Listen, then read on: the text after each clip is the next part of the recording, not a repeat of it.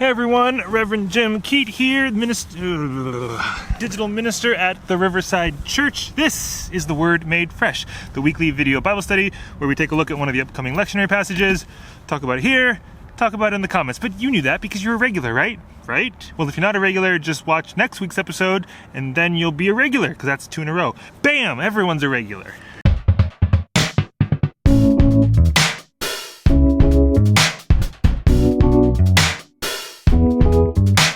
Now, before we get into this week's lectionary text, there's a couple things to cover. First, this Sunday is the first Sunday in Advent. Advent is the beginning of the church year. It's the first season of the liturgical calendar. It starts in Advent, ends in Pentecost. We're waiting for Jesus to be born, and then the church is born. Hey, look at that. So I learned it in seminary as A-Sleep, Advent, Christmas, Epiphany, Lent, Easter, Ascension, Pentecost. A-Sleep. Look at that. The things you learn in seminary. So that means this Sunday, when you see your pastor, you should tell her, Happy New Year! Because this is the start of the church year. You get it? It's like a church geek joke. She'll love it. And then you can say, I've been waiting for this season all year long, because Advent is about waiting. Huh? Get it? I think you get it. That goose gets it. Now, second, we need to light our Advent candles. So let's find it here on my phone. I don't have any actual candles with me, but I have my phone, and my phone has the internet, and the internet has Advent candles. Let's see, can you see that? Oh, the glare. So there's our candles, and then we gotta light the first one. Yes, look at that! Our Advent candles! So, here we go. Oh, also at the end of this video, I'm gonna add a thing I made for Advent a few years ago at a church I used to work at. I think it's pretty fun. I'm going to teach you a very special Advent dance. It's a message for all ages, so it was designed with 8-year-olds in mind, but it's for all ages, so it's also for like 80-year-olds. I think you'll like it. It was also my attempt to try to get on Jimmy Fallon, because he did this sketch. Just come down to this. Check out this combo move.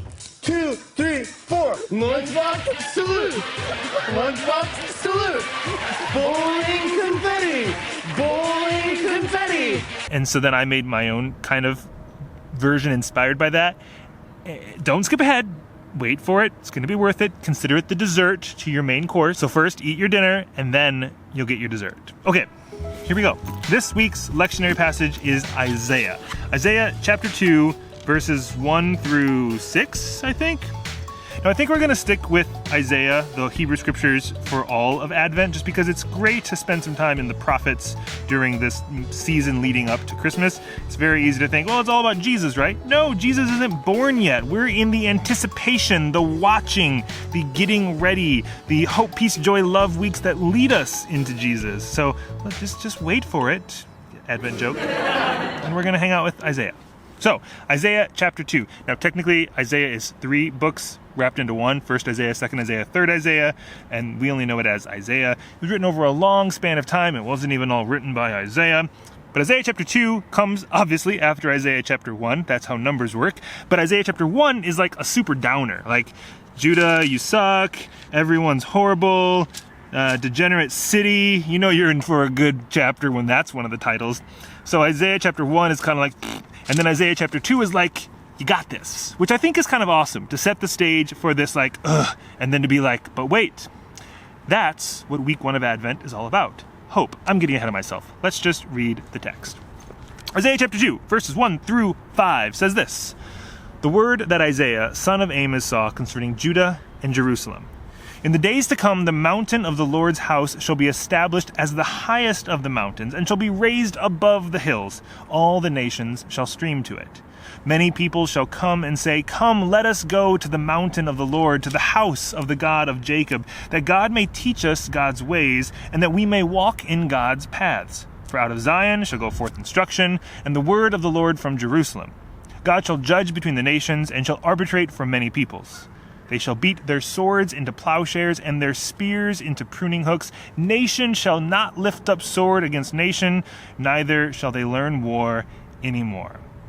O house of Jacob, come, let us walk in the light of the Lord. So this is the words of the prophet Isaiah. Now, a couple things. We often think prophets tell the future, No, I think prophets tell the truth. A prophet doesn't tell you what's going to happen someday. A prophet tells you what's happening right now. So Isaiah is saying, we are living in this degenerate city. There is war, there is violence.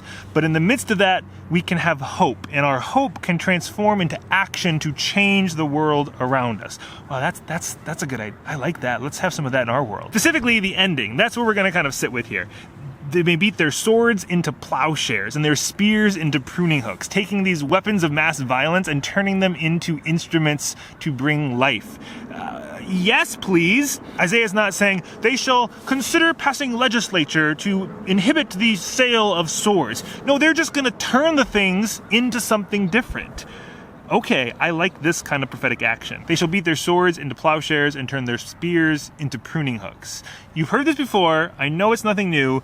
We often hear it as this ideal for someday we'll be people of peace. Now, worth noting, week 1 of Advent is not peace, it's hope. Peace comes next week. This week is hope. And yes, a couple weeks ago, we also talked about hope in one of these episodes. Hope is not gone, even though the thing that you found security in isn't here anymore. Hope can still be present, alive. It can still grow in us and in spite of us in the world around us. That's Star Wars. We're not preaching a sermon. We're just talking about Star Wars.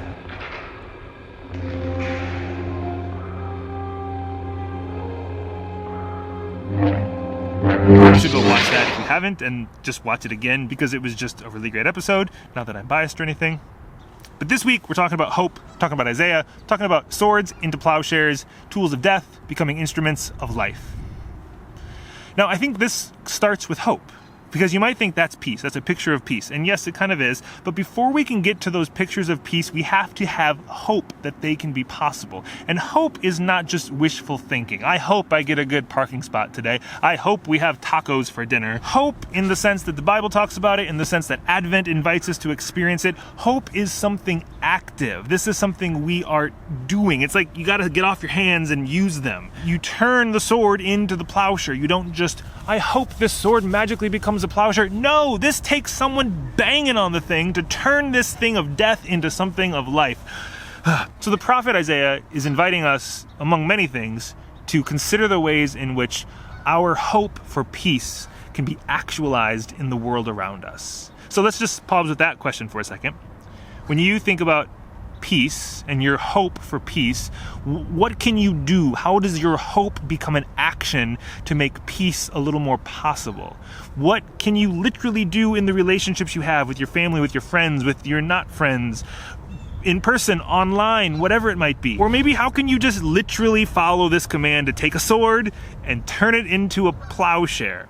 That might sound silly, but my friend Mike, he actually does that. Mike Martin started a company called Raw Tools, which raw is the word war in reverse. See what he did there? And his whole thing is he took it seriously. Not literally. Literally would mean actually finding swords and turning it into plowshares, but he took it seriously to say, what is the instrument of death in our world today, and how can we turn it into a symbol and a tool for life? So he takes guns. He takes these weapons that are designed to kill. He learned how to weld simply so he could do this project, and he takes these guns and he literally beats them until they're a gardening tool. I've seen him do this. It's amazing. Now, what I like about what Mike is doing, so many things. One, yes, in our world today, specifically in America, there are too many guns. There's too much access to guns. There's too much access to guns that can kill too many people too easily. Every gun can kill too many people too easily, let's be honest. And Mike is turning them into something else, something good, something life-bringing.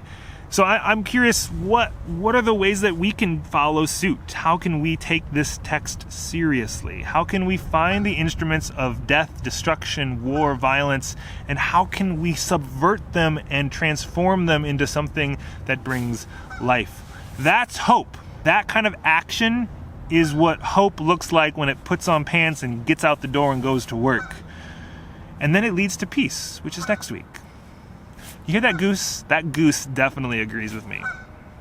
Right, Goose? Hey, Goose. Oh, now you're quiet. Oh. Okay, so that was a lot. We're going to end with that thing. Here's the thing. It's time for dessert. Okay, so next week, we're back. Second week of Advent. Another candle. Another text. For now, enjoy this little video. This was when I was the minister of education at Middle Collegiate Church in the East Village in New York. It was a message for all ages I gave on a Sunday morning, which it's literally for all ages. And yeah, it was my attempt to be on Jimmy Fallon. He never saw it, I don't think. Jimmy, you watching this? It's not too late. Okay, enough of me. Here's the video. I'm going to teach you a very special Advent dance. Now, if you saw the earlier Advent dance, we were all blown away. And that's like Lincoln Center worthy Advent dance. Yes.